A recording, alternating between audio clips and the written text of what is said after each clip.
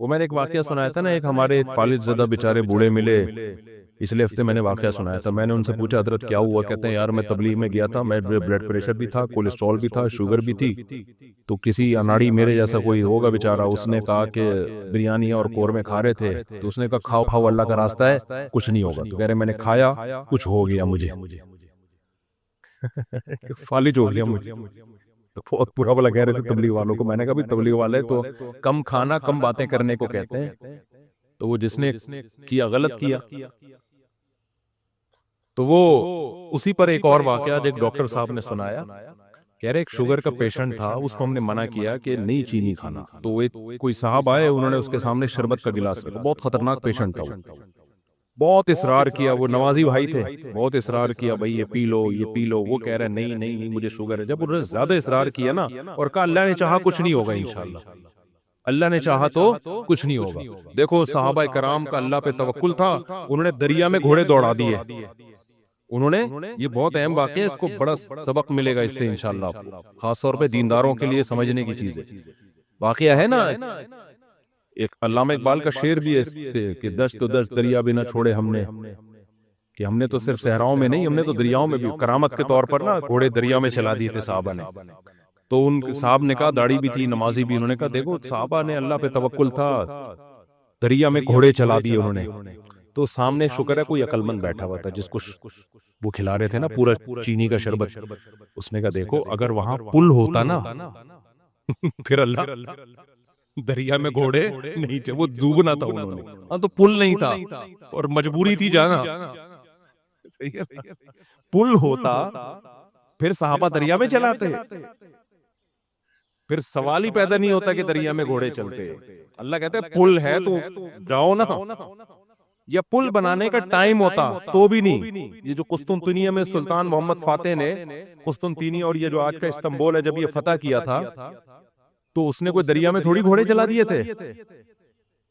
ان کا یہ جو استنبول کا جو قلعہ ہے نا آج جو 4000 سال جس کی پرانی تاریخ ہے، میں نے وہاں جا کے ولاگ بھی بنایا ہے. یہ ترکی کا جو مشہور قلعہ ہے، یہ تو عیسائیوں کے ہاتھ میں تھا، بہت مضبوط عیسائیوں کی اسٹیٹ تھی. اور نبی صلی اللہ علیہ وسلم نے خوشخبری سنائی تھی کہ نعم الجیش جیش یغزو القسطنطینیہ، فرمایا سب سے بہترین لشکر، کیا ہی خوب لشکر ہے جو قسطنطینیہ فتح کرے گا.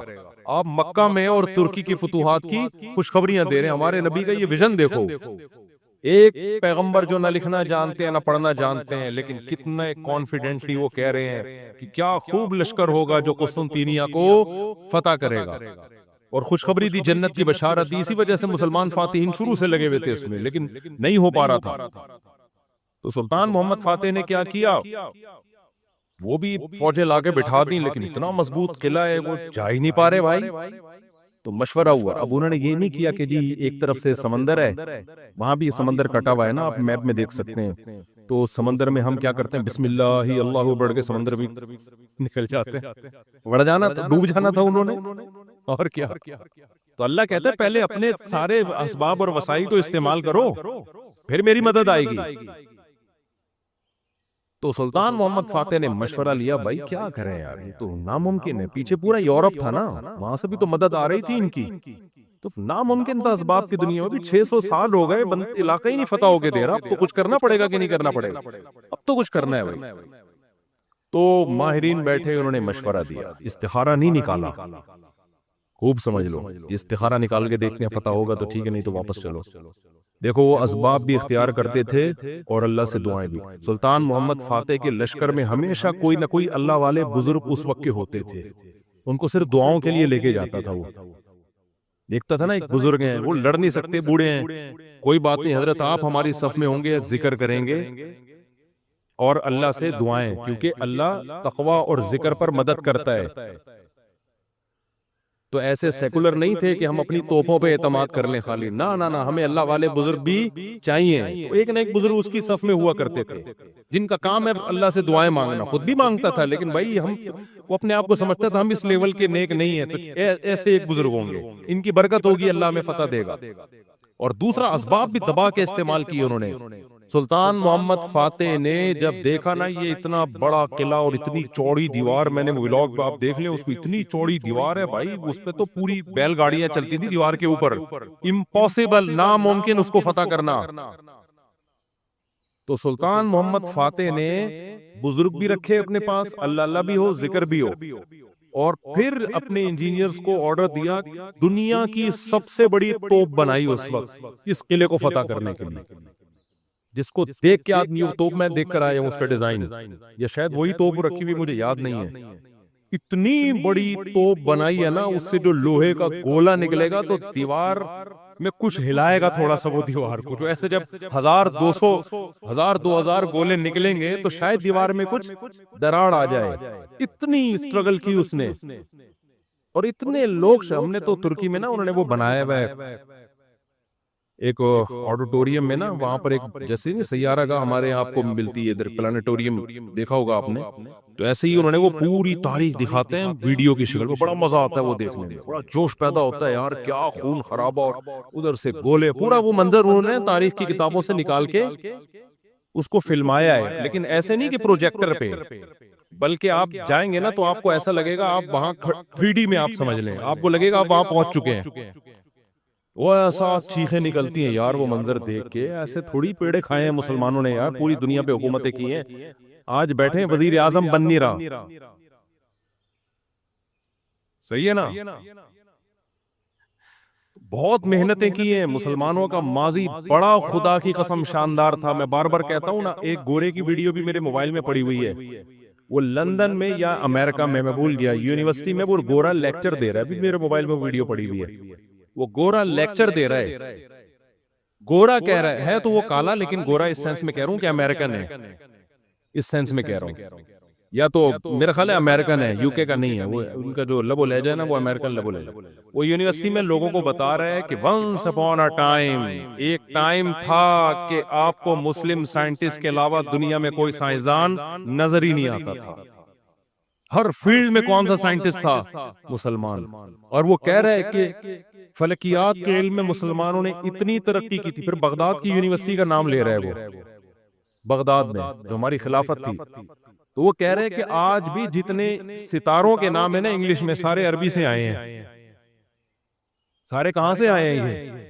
یہ عربی سے آئے ہیں، مسلمان یہ کام بہت پہلے کر چکے تھے، بڑا شاندار ماضی تھا ہمارا، لیکن ایسا ختم ہوا، ایسا لگتا ہے ہم ہمیشہ سے ہی اسی طرح ہیں، ہمیشہ سے ہی ہم سے وزیر اعظم بن ہی نہیں پایا کبھی، ایسا نہیں ہے، ماضی ہمارا اور زیادہ پرانا ماضی نہیں ہے، 150-200 سال سے زیادہ پیچھے کی بات نہیں ہے، یہ چند غلطیاں ہوئی ہیں جس کی سزا ہم بھگت رہے ہیں، اس میں مذہبی لوگوں سے بھی ہوئی ہیں، حکمرانوں سے بھی ہوئی ہیں، دونوں طبقوں سے ہوئی ہیں، کسی ایک طبقے کو آپ ذمہ دار نہیں ٹھہرا سکتے، تو اس میں ایک بہت بڑی غلطی یہ ہوئی ہے کہ مذہب کو سائنس سے کیا کر دیا، الگ کر دیا، یہ بہت بڑی مسٹیک ہوئی ہے، جبکہ ہمیں داؤد علیہ السلام، سلیمان علیہ السلام کے واقعات میں کیا ملتا ہے؟ اللہ نے سلیمان علیہ السلام کو جب دنیا کا حکمران بنایا ہے تو اللہ نے اسباب اور وسائل بھی دیے تھے ان کو، وہ اسباب کیا تھے؟ لوہا ان کے ہاتھ میں پگھلا دیا اللہ تعالیٰ نے، داؤد علیہ السلام کو حکم دیا زرہیں بناؤ، زرہیں، اللہ کہہ دیتا کہ اے داؤد تو زمین پر حکومت کرے گا، لڑائی کرے گا، زرہیں بنانے کی ضرورت نہیں ہے، آیت الکرسی پڑھ کے ہر مجاہد پہ پھونک لگائی، دم کیا،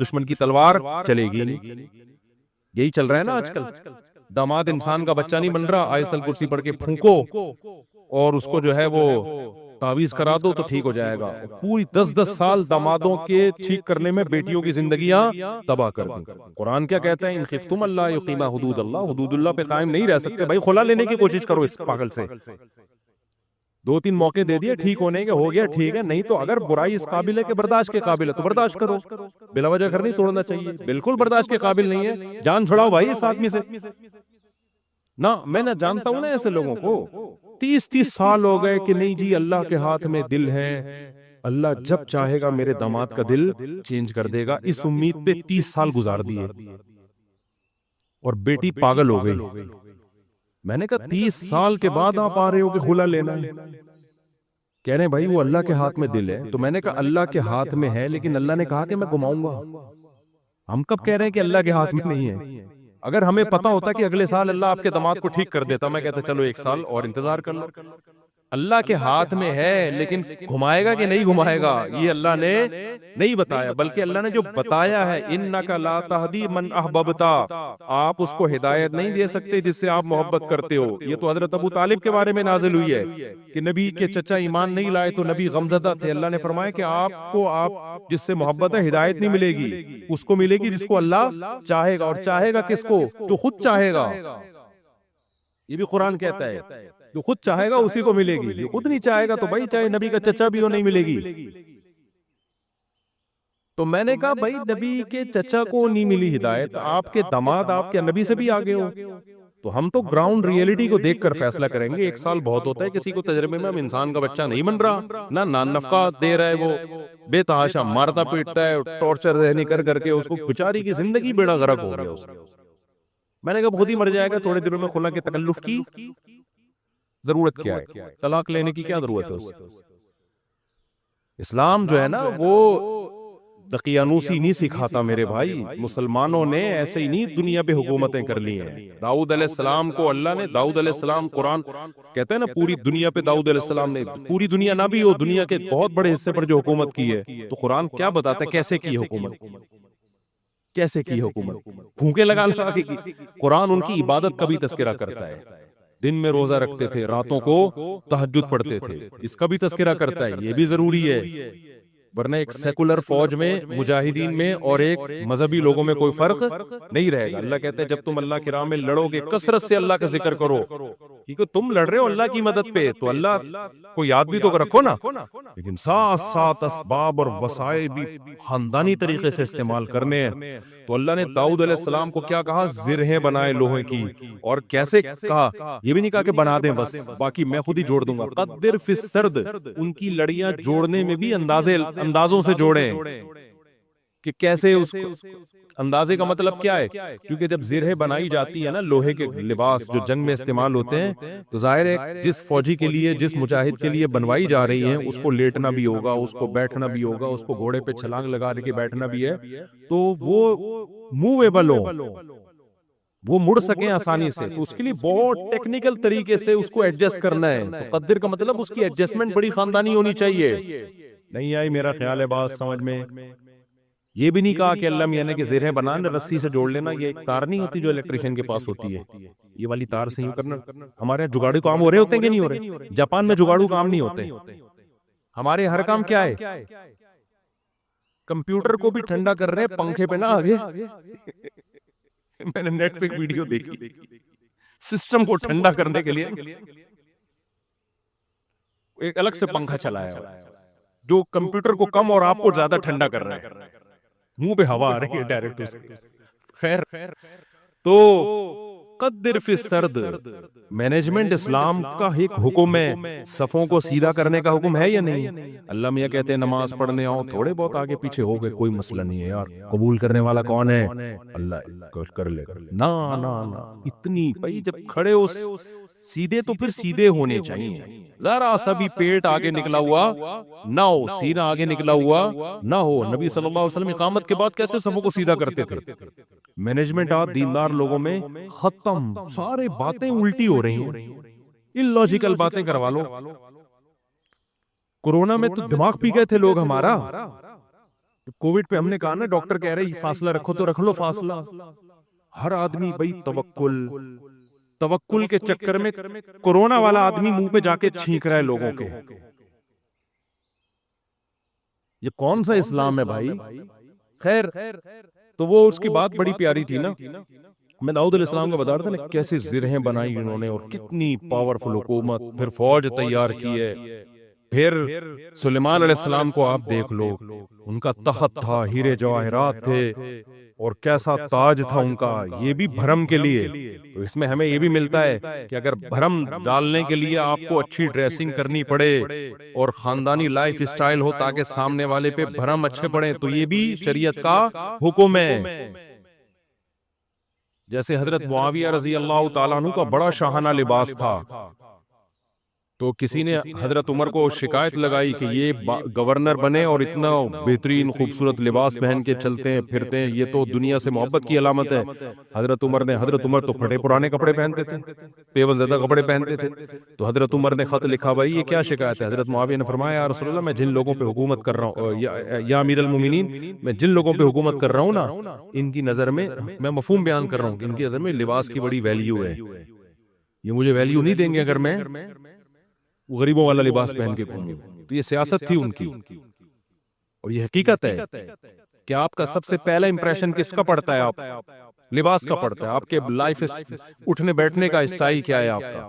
وہی آپ کے کپڑے میں 10 قسم کے پیوند لگے ہوئے ہوں، اگلا کہے گا ابے بھائی یہ تو شاید ان کے پاس پیسے ہی نہیں ہے تو ہم سے کیا لڑیں گے، ٹھیک ہے نا؟ تو لڑائی کے لیے ظاہر حضرت معاویہ کے پاس جب دشمن کے وفود آیا کرتے تھے تو ان کی ڈریسنگ دیکھ کے ان کو اندازہ ہو جاتا تھا بھائی یہ چھوٹے لوگ نہیں ہیں۔ سوال پیدا ہوتا ہے حضرت عمر نے ایسا کیوں کیا؟ بھائی وہ ان کو ویسے ہی اتنا اللہ نے روپ دیا تھا کہ وہ ان کپڑوں میں ہی بہت روپ تھا ان کا۔ اور ہمارے نبی صلی اللہ علیہ وسلم کے جو پیون زدہ کپڑے تھے، تو حدیث میں تو آتا ہے نبی کے چہرے پہ اللہ نے اتنا روب ڈال دیا تھا کہ 1 مہینے کی مسافت سے دشمن کانپنے لگتا تھا۔ نارملی حکم جو شریعت نے دیا ہے بھائی، آپ کی ڈریسنگ، آپ کا لباس سارا کیا ہونا چاہیے؟ سوٹیبل ہونا چاہیے۔ کوئی چیز ایسی نہیں ہونی چاہیے جو سوسائٹی آپ کو کوئی گرا ہوا آدمی سمجھنا شروع کر دے۔ سمجھ میں آ رہی ہے بات کہ نہیں آ رہی ہے؟ نہیں آتی، لیکن جب رشتہ لینے جاتے ہو تو پھر آتی ہے۔ پھر نہا دھو کے ڈیٹول سے نا 3 پیس سوٹ پہن کے جائیں گے، پھر مجال ہے کوئی پیون زدہ کپڑے پہن کے چلا جائے۔ تو سادگی ہے تو پھر جانا چڈی بنیان، دھوتی بنیان میں جا بھائی تو وہاں پہ، کیونکہ ہر وقت نا لوگ علماء کو یہ دیکھو سادہ ہونے چاہیے، ان کی پگڑی دیکھو، ان کے کپڑے دیکھو، اور ہمارے تو کوئی ہیں بھی نہیں۔ تو خیر، تو وہ میں جلدی سے وہ بتا دوں نا، وہ جو شربت کا گلاس رکھا نا، تو وہ ڈاکٹر صاحب مجھے واقعہ سنا رہے تھے، آج ہی کی بات ہے، شوگر کے بڑے اسپیشلسٹ آئے ہوئے تھے، گپ شپ تھی ان کے ساتھ۔ تو وہ کہنے لگے کہ اس نے کہا کہ دیکھیں جو صحابہ نے دریا میں گھوڑے دوڑائے تھے نا، پل نہیں تھا وہاں پہ، اگر پل ہوتا تو وہ دریا میں گھوڑے نہیں دوڑا، اور اگر پل بنانے کا ٹائم ہوتا پھر بھی نہیں دوڑا۔ پھر یہ میں اپنی طرف سے ایک اضافہ کر رہا ہوں، پل بنانے کا ٹائم ہوتا، اسباب و وسائل ہوتے، پھر بھی نہیں جاتے، اور واپس جا کے دوبارہ آنے کا ٹائم ہوتا پھر بھی دریا میں گھوڑے نہیں ڈالتے۔ وہ ایک مجبوری تھی کہ اس کے علاوہ کوئی آپشن تھا نہیں۔ تو سلطان محمد فاتح نے بھی یہی کیا ہے، اس نے کیا کیا کہ بزرگ بھی رکھے ہوئے ہیں، اللہ سے دعائیں مانگیں، اور پھر اسباب اور وسائل اختیار کیے۔ بھائی یہاں پانی ہے تو پانی کو کراس کرنا ہمارے لیے، سوری پیچھے سمندر ہے، بیچ میں خشکی ہے، پانی نہیں تھا، خشکی سے ہٹ کے آگے پانی ہے، تو اب آگے ہم گھوڑوں پہ جائیں گے اگر، تو گھوڑا پانی میں نہیں جا سکتا۔ تو انہوں نے یہ نہیں کہا، صحابہ کرام نے پانی میں گھوڑے دوڑا لیے تھے تو ہم بھی خشکی تک جائیں گے، اور قسطنطنیہ میں بیک سائڈ سے حملہ کرنے کے لیے نا، باقی بسم اللہ توکلت علی اللہ پھونکوں والی سرکار ہوتی تو مسئلہ ہی حل ہو گیا تھا یار۔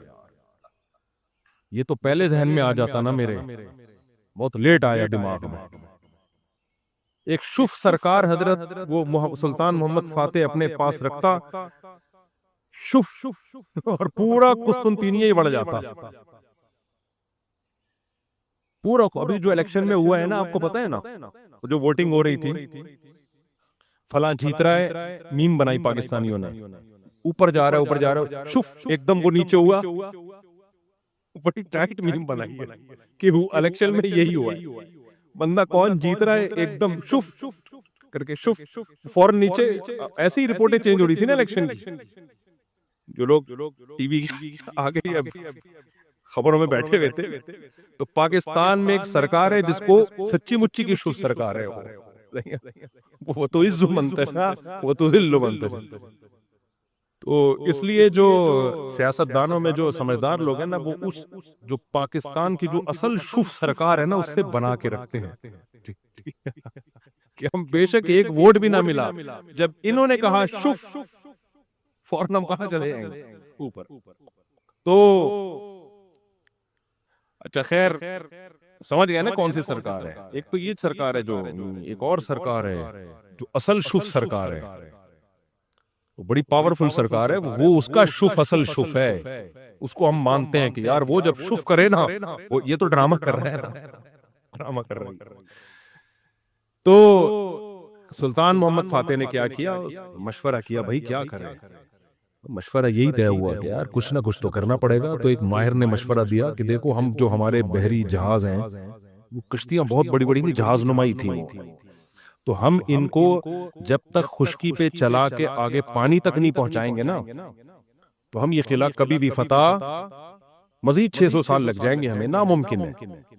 ہمارے پاس اب ایک ہی آپشن ہے، جانیں ضائع ہو رہی ہیں، روز تیر اندازی ہو رہی ہے، لوگ ڈیلی بیسس پہ شہید ہو رہے ہیں، اور پہلے بھی کئی حملے ناکام ہو چکے ہیں. اب یہ رسک لینا پڑے گا، آر یا پار. اب یہ بہت مشکل کام تھا.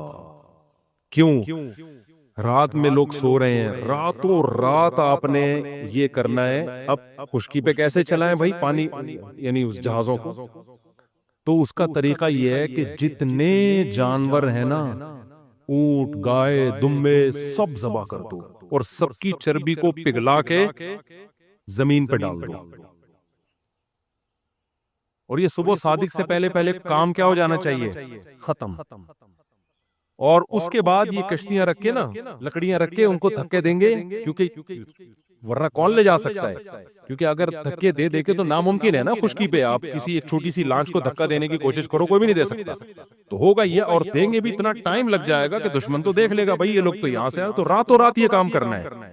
کتنا بڑا یہ گوروں نے ہسٹری میں لکھا ہے کہ ایسا کام کیا ہے جس کا تصور نہیں تھا. اتنی محنت خرچ ہوئی ہے اس کے اوپر. کیا موٹی موٹی توند اور موٹے موٹے پیٹ ہوتے اگر اس وقت مسلمانوں کے، اور صبح و شام بریانی اور قورمے کے ڈھکن کھل رہے ہوتے، اور تیجے کے نام پہ، 40ویں کے نام پہ، شب برات کے نام پہ یہ سب چیزیں کھا رہے ہوتے، تو یہ کر لیتے؟ بولتے کیوں نہیں؟ میں بار بار کہتا ہوں کسی بڑے پیٹ والے کا مذاق اڑانا مقصد نہیں ہے. کچھ لوگوں کے نیچرلی پیٹ بڑا ہوا ہوتا ہے، وہ تو قدرت کی طرف سے، وہ صحابہ میں بھی تھا، بڑے بڑے بزرگوں میں تھا. لیکن یہ کھا کھا کے توندے نکل رہی ہیں نا، زیادہ کھا کھا کے، یہ بہت برا عمل ہے. نبی صلی اللہ علیہ وسلم کی بخاری کی حدیث ہے، اس امت میں سب سے پہلی جو برائی آئے گی نا، جھوٹ اور بڑے پیٹ، موٹاپا. یہ حدیث ہے صحیح. تو قدرتی طور پر کسی کا پیٹ بڑا ہے تو ایک الگ بات ہے. تو اب انہوں نے کیا کیا، فوراً وہ ساری جانوروں کو رات کو، بھئی اب یہ اس کے علاوہ کوئی آپشن ہمارے پاس ہے. پھر اللہ سے دعائیں بھی مانگ رہے ہیں، دعائیں بھی مانگ رہے ہیں کہ اللہ ہمارے بس میں جو تھا ہم نے کر دیا. وہ پگھلا کے پورا فرش بنایا راتوں رات. جو عیسائیوں کی اسٹیٹ تھی ان کے تصور بھی نہیں تھا کہ یار کوئی کسی کا دماغ یہاں بھی جا سکتا ہے، کسی کا دماغ یہاں بھی جا. کتنی محنت کی ہوگی انہوں نے. اس وقت کاش ویڈیو کیمرے ہوتے نا، وہ فلما لیتے یہ ساری چیزیں.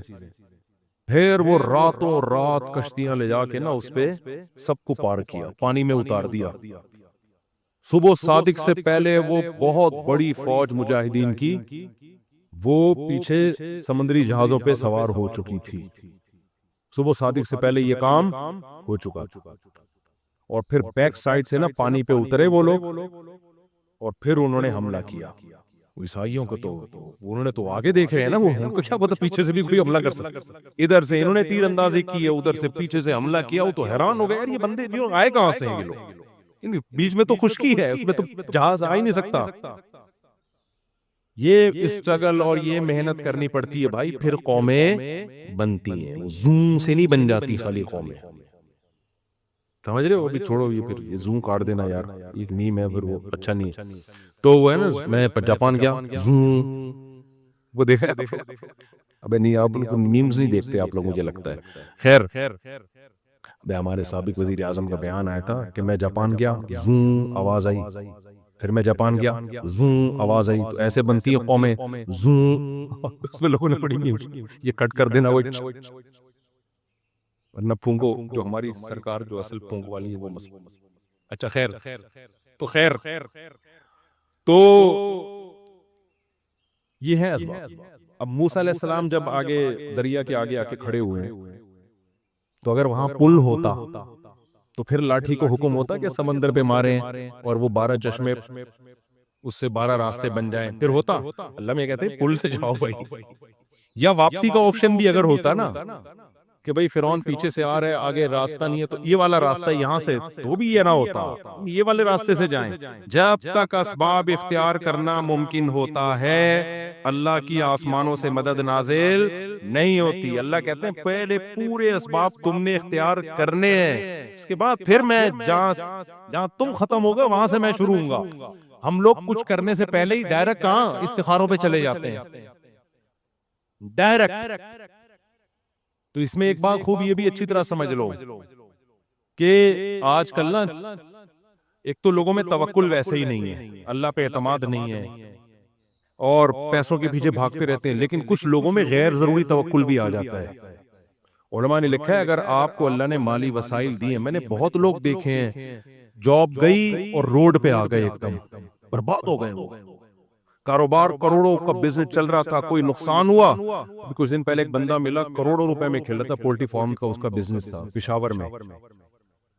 تو کہہ رہا ہے یار کوئی بیماری آئی, ساری مرغیاں مر گئیں اور میں دیوالیہ نکل گیا, میرا ڈپریشن میں چلا گیا.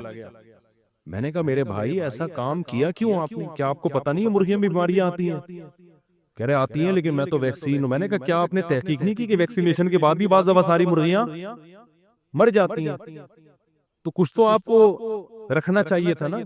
اس لیے علماء نے بیان کیا ہے بھائی کوئی بھی بزنس کر رہے ہو, کوئی بھی جاب کر رہے ہو, کم سے کم 1 سال کا جو ہے نا نان نفقہ سنبھال کے رکھو کہ اگر میں جاب لیس ہو گیا تو 1 سال میں اتنا کما لوں, 1 سال کا میں اتنے اپنے پاس ریزرو رکھوں کہ کم سے کم 1 سال میں اپنی بیوی بچوں کو کھلا سکوں, اور اس دوران میں کوئی دوسرا کاروبار کر سکوں, کوئی دوسری جاب تلاش کر سکوں. ہاں اس سے بہت زیادہ 10 سال کی 20 سال کی پلاننگ پھر یہ توکل کے خلاف ہے. لیکن 1 سال 2 سال 1.5 سال کچھ تو کرے نا آدمی. نہیں جی جس اللہ نے آج کھلایا کل بھی کھلائے گا. تو اگر اللہ نے اس طرح سے وعدہ کیا ہوتا تو پھر لوگ روڈوں پہ کیوں بیٹھے ہوئے ہوتے, جھونپڑوں میں کیوں سو رہے ہوتے؟ فوراً ایک آیت پڑھ لیتے ہیں وما من دابۃ الا علی اللہ رزقها, کہ اللہ نے روزی دینے کا وعدہ کیا. اللہ نے وعدہ کیا ہے لیکن آپ پورے اسباب اور وسائل اختیار کرو گے. ہاں ہوس نہ کرو جیسے جمع کر کے لوگ پاگل ہوئے ہیں, یہ غلط ہے. لیکن ایسا توکل جائز نہیں ہے کہ آپ جو ہے وہ جو اللہ نے اسباب اور وسائل رکھے ہیں اس سے بھی کو بھی آپ اگنور کرنا شروع کر دو. حالات کا کچھ پتہ نہیں ہوتا. مولانا تھانوی رحمہ اللہ تعالیٰ تو بہت توکل والے تھے لیکن اس میں بہت حساس تھے. وہ جب زبان سے جو منہ سے نوالا چھنتا ہے نا ایمان بھی جاتا ہے آج کل لوگوں کا. ایک روایت ہے اگرچہ روایت ضعیف ہے لیکن قاد الفقر ان یکون کفرا او کما قال صلی اللہ علیہ وسلم, فرمایا فقر و فاقہ بعض دفعہ کفر تک پہنچا دیتا ہے. عورتیں اپنی عزتیں بیچنے پہ آ جاتی ہیں فقر و فاقہ کی وجہ سے. تو ایسا توکل نہیں کیا جائے. تو اتنا کم از کم اپنے پاس ہو کہ بھائی کل آپ اگر خدا نخواستہ بے روزگار ہو جاتے ہیں, اور یہ کہ آپ نے مرغیوں کا پولٹری فارم کھولا ہوا ہے اور فرض کر کے بیٹھے ہوئے ہیں کہ چونکہ میں نے اللہ سے تہجد میں دعا مانگی ہے اب ان پہ کوئی بیماری نہیں آئی. دعا بھی مانگو, بیماریوں سے میرا تو پورا دیکھو نا ابھی 35 مرغیاں مر گئی میری. ایک بیماری آئی تھی تم جنازے اڑو, چھوٹی سی میری غلطی تھی لیکن وہ 2.5 سال سے مری نہیں تھی, اب مری ہیں تو ٹک ٹک ٹک کچھ بچ گئی ہیں الحمدللہ, ساری نہیں مری, کیونکہ ہمارے گھر ہی کے چوزے تھے جو بڑے ہو گئے. تو ایک غلطی ہوئی تھی مجھ سے, اب انشاءاللہ آئندہ وہ غلطی نہیں کروں گا, لیکن تجربہ تو بڑھ گیا نا, نقصان تو ہو گیا نا. تو اللہ پہ اعتماد اور توکل اس کا ایک مطلب ہے جو شریعت نے بتایا ہے. تو وہ شوگر کے پیشنٹ نے بڑی اچھی بات کی, اس نے کہا حضرت جو گھوڑے دوڑائے تھے نا صحابہ کرام نے, وہ پل نہیں تھا وہاں پہ, اس وجہ سے مجبوراً دوڑا لیے تھے. تو اللہ میاں نے مجھے کھانے کی اتنی چیزیں دی ہیں کہ میں بھوک سے مر نہیں رہا ہوں. اگر مر رہا ہوتا تو جان بچانا فرض تھی, پھر میں یہ شربت کا گلاس اللہ پہ توکل کر کے پی لیتا. کہ فی الحال تو جان بچاؤ, پھر دیکھیں گے شوگر کہاں جا رہی ہے کہاں نہیں جا رہی, یا اور چیزیں جو ہے وہ میرے لیے دنیا میں ختم ہو گئی ہیں, یا شوگر سے میں نے مرنے کا ارادہ ہی کر لیا ہے, خودکشی کا ارادہ ہی کر لیا ہے, تو پی لوں گا. تو کبھی بھی اس طرح کے یہ بے موقع توکل ہوتا ہے. ایک اور ہمارے دوست ہیں ان کو بھی شوگر, وہ بھی اسی طرح کہہ رہے یار بندہ کھاتا ہوا بس جو ٹینشن لیتا ہے نا وہ مر جاتا ہے. یہ سب فضول قسم کی باتیں ہوتی ہے.